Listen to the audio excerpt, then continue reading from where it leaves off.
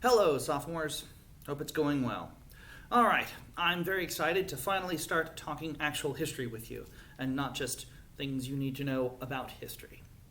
I'm also excited to start talking about the Roman Empire, which is pretty cool, frankly. Um, so, I want to give a little bit of introductory remarks, and then I'm going to turn you loose with a handout for you to read. Now, most of you were here last year and you covered the Roman Republic with either myself or Mr. Karos. Some of you are new to Founders, though. And frankly, all of you, even if you were here last year, we were doing lockdown, times were a little crazy, we were just figuring out online learning, it wasn't quite as deep as, we would have liked ideally. And then it's been a long summer with a lot going on, so you might need a little refresher. So that's kind of what I want to do here. We're basically going to start with the beginning of the Roman Empire, and we're going to attempt to go through it quickly. Though every year I find that hard to do, because it is quite important. Let's pick up, though, roughly where we left off last year, right? We were, near the end of last year, we were talking about the Roman Republic. And what can we say about the Roman Republic? Founded in 500 or 509 BC. The Roman Republic slowly grew until it came to, so Rome started as a city-state, a single city in Italy, and it grew from one city into an empire. By about 100 BC, really 146 BC, but by 100 BC, Rome basically ruled the Mediterranean. Not all of it necessarily, but enough of it to certainly say that they were the dominant power. There's no other rival that could threaten the Roman Republic. They were an empire, though they still had a republican form of government. Now, during the so-called late Republic, starting after 133 BC, especially, sort of in the late Republic, the Roman Republic goes into a big period of stress and decline, where it can't govern itself anymore. There's increasing political corruption and violence. You remember the assassination of the Gracchi brothers. And then this eventually turns into a period of civil wars. Some big, violent civil wars. Marius and Sulla, then Julius Caesar and Pompey. Julius Caesar, of course, one of the most famous Romans of them all. He conquered all of Gaul, became stupendously wealthy and powerful, and then won a civil war against his old rival Pompey, and became a dictator for life. Sort of the sole ruler of Rome. Caesar then, of course, was famously assassinated by a senatorial conspiracy led by Brutus, who was a close family friend of Caesar's. And then another civil war happened again. And in the last civil war, well, actually, there's two more civil wars. You had Caesar's successors, Mark Antony, and then Caesar's nephew Octavian, fought Brutus and the other conspirators, and they killed them. So Caesar's conspirators were killed off. But then in the last civil war, we had Octavian, who defeated Mark Antony. Oh, yeah. Mark Antony, who was also... currently, shall we say, he was an item with Cleopatra, the Queen of Egypt, the Greek Queen of Egypt. Okay. And this resulted in the Battle of Actium in 31 BC. That's your first timeline date, by the way. Battle of Actium in 31 BC, where Octavian defeated... Where'd my camera go? Where Octavian defeated Mark Antony. Mark Antony fled the battle, committed suicide. Cleopatra committed suicide as well, with a poisoned snake that she pressed to her chest and bit her. So there you go. So Octavian is now the sole ruler of Rome. Okay. And he will go on to become the first emperor, and this happens in 31 BC. So in 31 BC, we can say the Roman Republic is gone. So Roman Republic, 31 BC, over and done with. So long, farewell, goodbye, see ya. And this is, it's in the American tradition, this is often seen as a bad thing, right? America is a republic. The American founding fathers liked the Roman Republic. One of the things the American founding fathers were concerned with was preserving Republican government. They didn't want America to turn into the Roman Empire. So the Republic is dead. I won't really say, though, that the Roman Empire starts in 31 BC. This may seem a little silly, but I'm going to say that for 4 years, there was nothing. Well, there was a transition. Because there's a lot of symbolic importance in this next date I'm going to give you. In 27 BC, Octavian takes the name of Augustus. And also he takes the title of Princeps, or Princeps. Now, he doesn't just come out and say, hey guys, by the way, I changed my name, I'm now Augustus, and I want you to call me Princeps. He has the Senate vote these titles to him. The Senate gets together and they pass a resolution. And by the way, his full name was much more than Octavian. By being adopted and becoming Caesar's legal heir, his actual name was Gaius Julius Caesar. That was his official name. And then with the extra names tacked on. Gaius Julius Caesar Octavian. That's how you knew the difference. Legally, he was Caesar's heir, so he got all of Caesar's titles and power and wealth and loyalties as well.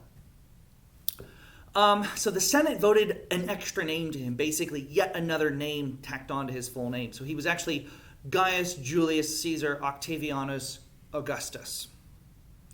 And then later on, he got a bunch more names. The Roman emperors loved really, really, really long names. He became father of his country, Divus, and a bunch of other things. Well, not Divus yet. That was after he died. He got another name.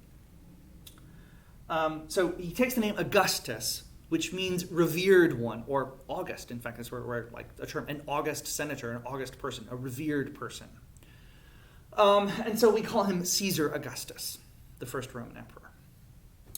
And he was also given the title of Princeps, which means first citizen. Now, what that meant and why that's so important, first citizen, I'm going to leave to the reading for you. Because I don't need to repeat myself since you're going to get this stuff in the reading. But that's just hopefully some background for you. And I am going to say a little bit more. So that's an overview getting us in. And now we can start the Roman Empire. And basically here I just want to say, here's what we're going to be doing as we study the Roman Empire. Here's kind of the scope of it, and here's why we're going to be studying it. So this header is Roman Empire. Okay. So the Roman Empire, golly, what to say about the Roman Empire? What not to say about it? The Roman Empire might be the most important empire in all of human history. It's certainly one of the most famous. I mean, probably when you're talking greatest empires in history, it's either the Roman Empire or China, the Chinese Empire. But that's a little tricky because there are a bunch of Chinese empires, and you would sort of all together say that they are what makes it so important.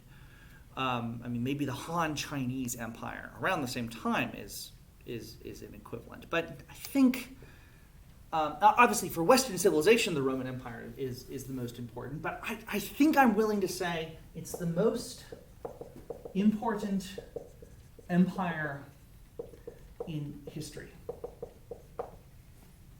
Most important empire in history. Founded in 27 BC when Octavian becomes Augustus, and it lasts. That's actually a tricky one, and I'm not going to answer. Just say it lasts for many centuries for now. Okay. It rules the Mediterranean And as far as the Romans were concerned, this was basically the known world. Roman emperors sometimes depicted themselves holding balls, meaning the globe, like I'm holding the whole earth in my hand. I master the whole world. Because if it's not in the Roman Empire, it's not really important. To the south is the Sahara Desert in Egypt or in Africa. There's nothing there. To the west is the Atlantic Ocean. There's nothing there. To the north, it's just a bunch of Germans living in the forest, and they're basically primitive savages. So let's ignore them. Then in the east, you have other civilizations, but it's just so very far away. The known world is the Roman world, basically. It's the known world. It's the Mediterranean. And what was this Roman Empire like? Well, I'll say some basic things. It was certainly very powerful, very wealthy. And the Roman Empire incorporated all of the old classical Greek world as well. You remember from last year, the Greek polis and everything? And then the Greeks were conquered by the Macedonians, and then Alexander the Great conquered all of Persia, and we had the Hellenistic Age. For 3 centuries, there were Greek cities stretching from Greece to Asia Minor, to Egypt, to Syria, to Mesopotamia. There was this little mini Greek world, the oikonomos. Well, guess what? That world is kind of still there. That cosmopolitan world of Greek city-states is still there. It's just now under a new political system. It's now under the Roman system.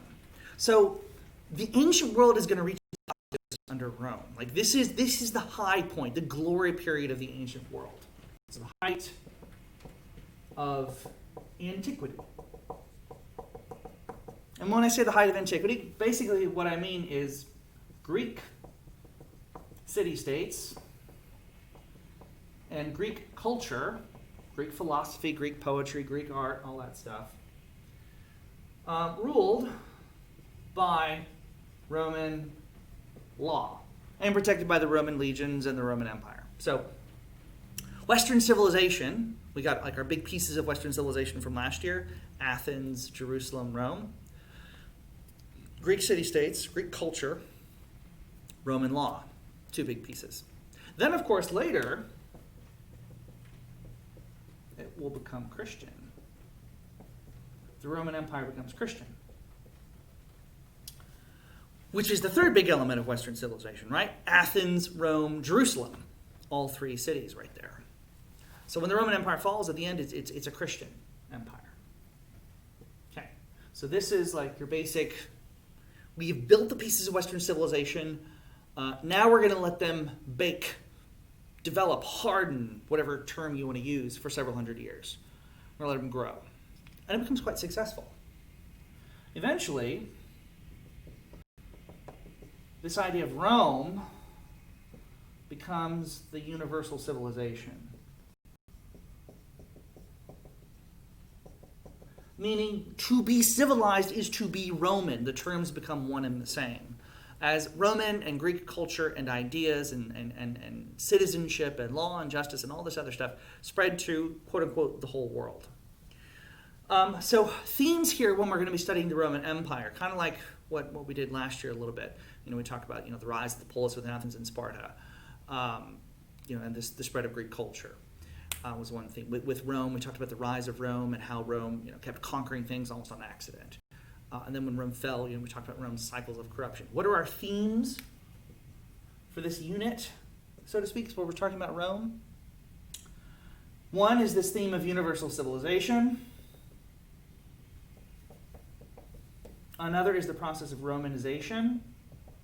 In other words, how did people, because here's the funny thing. So Rome rules over this big world, but it's Rome ruling over a world made up of non-Romans, right? People who said, well, the Roman Empire conquered us, but we're still Greeks or Egyptians or Celts or Spanish or whatever. But over time, these people come to see themselves as Roman. They think of themselves as Roman. And so much of the story of the Roman Empire is how does this happen? So we're going to talk about Romanization. Universal civilization and Romanization. Along the way, we will talk about a lot of fun and charismatic and interesting and sometimes corrupt and horrible Roman emperors.